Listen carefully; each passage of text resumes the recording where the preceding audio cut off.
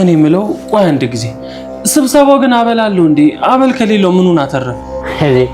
ጭብጨባ ነው። ሌላም ልታተርፍ ነበር።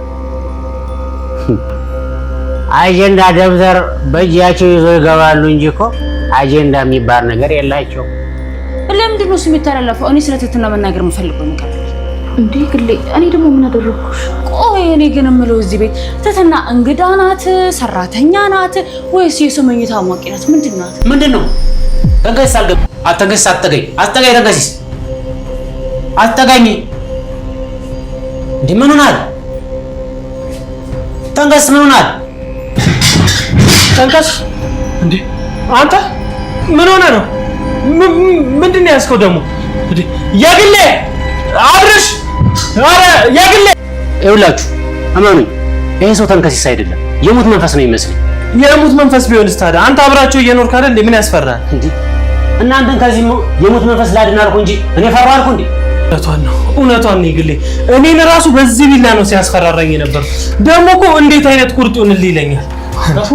አላልኳችሁም? ግምቴ ትክክል ነበር። በቃ ዛሬ የሙት መንፈስ ሲረብሽን ሊያደርግ ይህን ስለነገራችሁ በጣም አዝናለሁ። ከመካከላችን አንድ ሰው ሊሞት ነው ማለት። ቆይ ሰውዬ ምንድን ነው እየቀባጠረ ያለው? ተንኮል እንደነበር አውቄው ነበር። ገልሙ አንተም ገልሙ ምን ላደርግ ብለህ ነው አብርሽ? ያው እንደ ማንኛውም ሰው ተልካሻ ምክንያት ልስተና በዚህ ጎዶሎ በሆነ ሰው ላይ ገንዘብ አድሮ አሳሳት። ቆይ ግን ተንከስ ምን ሆነ ነው? ምን እየሆንክ ነው? ቆይ ስብሰባ ላይ ተነጋግረን ጨርሰናል ነበር እንዴ? እንዴት እንደገመል ሽንት ወደ ኋላ ትሄዳለህ? ምንድነው? በውድ ዋጋ የተገዛ ቀሚስ ነው። ምን? አልቀበልም ማለት አይቻልም። የእውነት መድብል እኔን መቀበል አልችልም። ስለዚህ እኔን ማስከፋት ፈልገሻል ማለት ነው። ትህትና አሁን ላይ በጣም ግራ የተጋባች ይመስለናል ማለት ነው። ምክንያቱም ከዚህ በፊት እንግዲህ አንድ ሰው ለመምረጥ በራሷ መንገድ የህይወት አጋሯን ለመምረጥ እየሞከረች ነበር ማለት ነው። አሁን ላይ ደግሞ ልቧና አይምሯ ትክክል እያሰቡላትና አንድ ሰው መምረጥ እንዳቃታት እንደተቸገረች እያወራች ነው ማለት ነው። ስለዚህ ከመድብል ጋር መገናኘቱ እንደቀጠለ ነው ያለው። ስለዚህ አሁን ከአብርሽና ከመድብል መምረጥ እየቸገራት ነው የሚመስለው። መድብልም ያልጠበቀችውን ነገር አድርጓል። ስጦታ ይዞላት መጥቷል ማለት ነው። እንግዲህ ስጦታውን አልቀበልም ብትለውም እሱ ግን ካልተቀበለችው እንደሚቀየማትና እንደሚከፋውም ነግሮ ስጦታውን ሰጥቷታል ማለት ነው። እንግዲህ ስጦታውም የሚቀሚስ ነበር። የራት ቀሚስ ገዝቶላት በውድ ብር ነው የገዛውት ብሏታል። ያንን የራት ቀሚስ ግን ለብሳ ከሱ ጋር እራት እንድትበላ ጋብዟታል። ያንን ነገር ግን ማድረግ እንደማትችል ነግረዋለች። ግን ደግሞ እሱም እሷን ማስገደድ አልፈለገም ማለት ነው። ምክንያቱም ሁሉም ነገር በፍቃዷና እሷ ስትፈልግ ብቻ እንደሚሆንም ደጋግሞ ነግሯታል ማለት ነው። እሷ ግን አሁን ላይ አንድ ነገር መወሰን ተቸግራለች። አንድ ሰው መምረጥና ወደ አንዱ ማድላት የተቸገረች ነው የሚመስለው። እንግዲህ አብርሽን ስታይ ወደ አብርሽ፣ መድብልን ስታይ ደግሞ ወደ መድብል እየሆነች ተቸግራለች ማለት ነው። እንደዚህ ከሆነ ደግሞ ከሁለቱም ሳትሆን ልትቀር ትችላለች። ምክንያቱም ይሄንን በምታደርግበት ሰዓት እንግዲህ ሳታስበው እነሱንም ልትጎዳ ትችላለች ማለት ነው።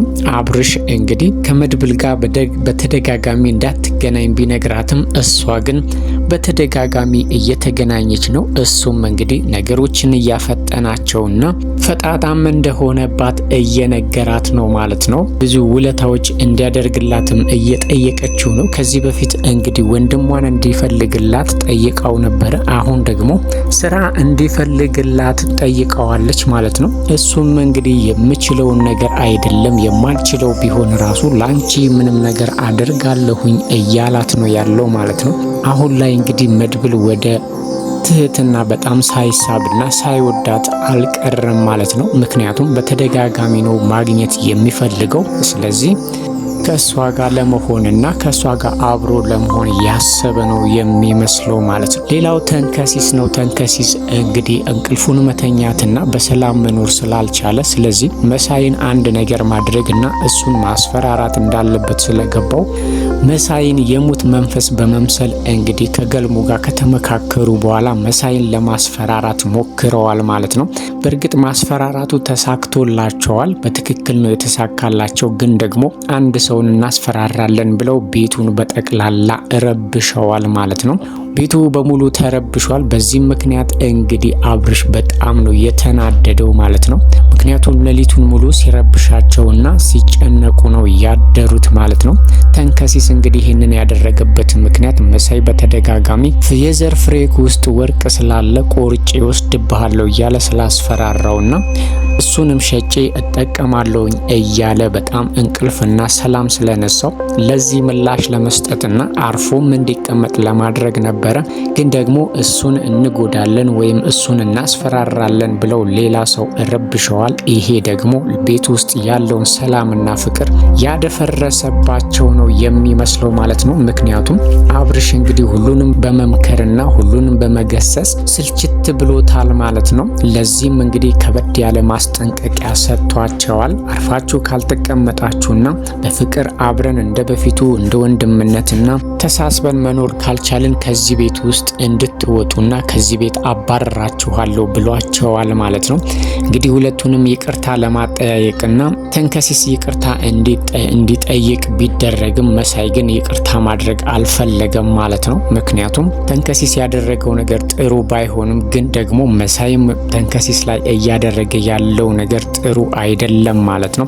በዚህ መሀል ወንድማማችነታቸውንና ፍቅራቸውን አደፍርሶባቸዋል ማለት ነው። ሌላው የግሌና ትህትና እንግዲህ የአብርሽን ትኩረት ለመሳብ ሁልጊዜም እየጣሩ ነው ያሉት። እንግዲህ አብርሽም ጥሩ ቀሚስ የምትለብስና ራሷን የምትጠብቅ ሴት እንደሚወድ ሲናገር ስለሰሙ ሁለቱም እንግዲህ በሱ አይን ውስጥ ለመግባት ጥረት እያደረጉ ነበረ። የግሌም በፊናዋ እንግዲህ ለአብርሽ ጥሩ መስላና ቆንጆ ሆና ለመታየት እየጣረች ነበረ። ለብሳ የማታውቀውንና አጭር ቀሚስ ለብሳ ፊት ለፊቱ ቀርባለች ማለት ነው። ትህትናም እንግዲህ መድብል የገዛላትን ቀሚስ ለብሳ ብቅ ብላለች ማለት ነው። በዚህ መሀል እንግዲህ አብርሽ ምን እያደረጉ እንደሆነ ግራ ገብቶታል። በእርግጥ ራሷን የምትጠብቅና ዘመናዊ የሆነች ሴት እንደሚወድ ስለተናገረ በሱ ዘንድ ትኩረት ለመሳብ ነው ይሄንን ያደረጉት ማለት ነው። አብርሽም እንግዲህ እስካሁን ድረስ አንድ ሰው መርጦ ትኩረቱን ወደ አንድ ሰው እያደረገ አይደለም ማለት ነው። ሁለቱንም እያሽኮረመመና አንዴ ወደ ግሌ አንዴ ደግሞ ወደ ትህትና እየሆነ እነሱንም ግራ ያጋባቸው ነው የሚመስለው ማለት ነው።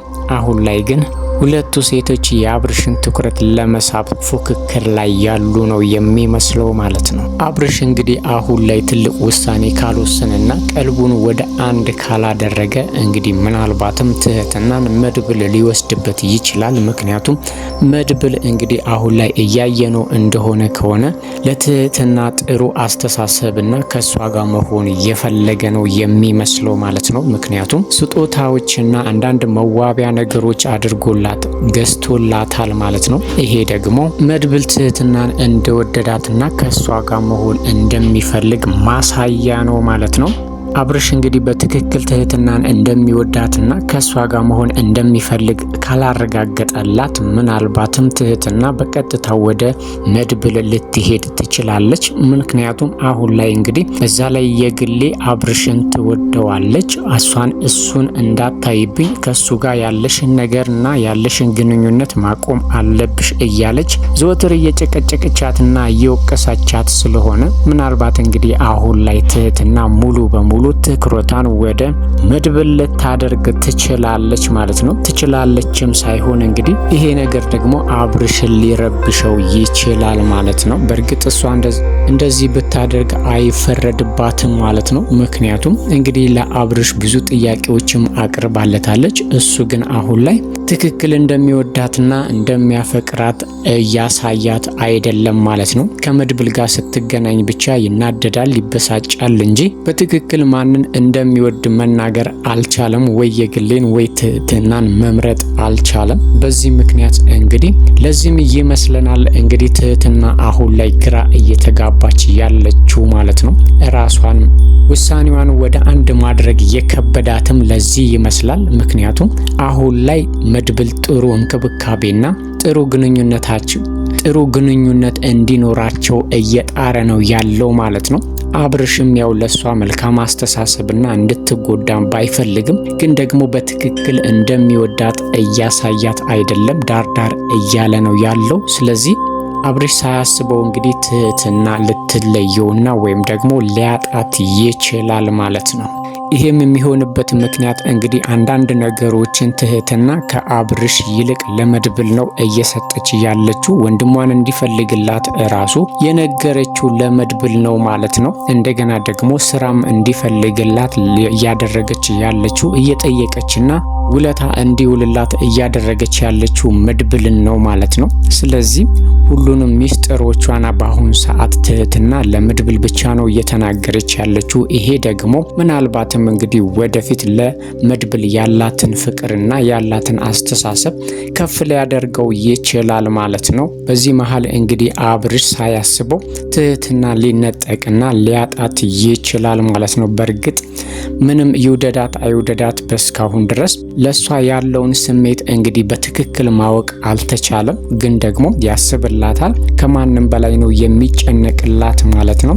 ግን ደግሞ በትክክል ይውደዳት አይውደዳት ምንም ነገር እየተናገረ አይደለም ማለት ነው። ለዚህም ነው እንግዲህ እሷ አሁን ላይ በጣም ግራ እየተጋባችውና አንድ ሰው መምረጥ ያቃታትና ልቧ ግራ ተጋብቶ ግራ እያጋባት እንደሆነም እያወራች የነበረው ማለት ነው። እንግዲህ አሁን ላይ ያንን ቀሚስ መድብል የሰጣትን ቀሚስ መቼም እንግዲህ ወይ ከይታ መጣሽ ወይም ደግሞ ማገዛልሽ ማለቱ የማይቀር ነው ማለት ነው። ስለዚህ መድብል ገዛልኝ ስትለው ምናልባት ያኔ ደግሞ አብርሽ ሌላ ስሜት ሊሰማው ይችላል ማለት ነው።